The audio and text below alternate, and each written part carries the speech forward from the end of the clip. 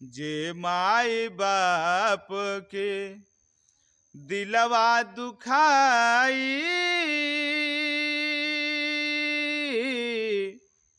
होई ना भलाई कबहू नरक में जाई। जे माई बाप के दिलवा दुखाई होई ना भलाई कबहू नरक में जाई। करना विचार यदि हले जनमवा भर नाही पेट उनकर है रे जमानवा। करना विचार यदि हले जनमवा भर नाही पेट उनकर है रे जमानवा। फिर नाही बाप मिले हैं न माई होई ना भलाई कबहू नरक में जाई।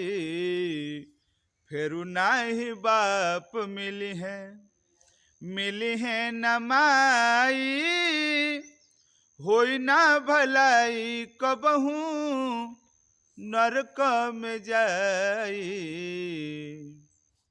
लगतात बखरायब एहुलो में भाई के करा में बाप रही हैं के करा में माई। लगतात बखरायब एहुलो में भाई के करा में बाप रही हैं के करा में माई। बेटा बेटी खातिर दिहले सगरे गवाई होई ना भलाई कबहू नरक में जाई। बेटा बेटी खातिर दिहले सगरे गवाई होई ना भलाई कबहू नरक में जाई। पेटवा में पोसली माई 9 महीना काहे करे लो आजो ओकरे से घीना। पेटवा में पोसली माई 9 महीना काहे करे लो आजो ओकरे से घीना।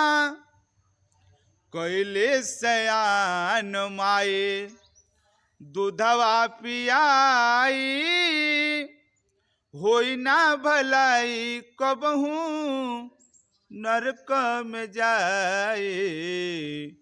कैले सयान माई दूधवा पियाई होई ना भलाई कबहू नरक में जाए। सचदा सवेरा कहे सुन बात पूरा माई बाप बिना बाटे जिंदगी अधूरा।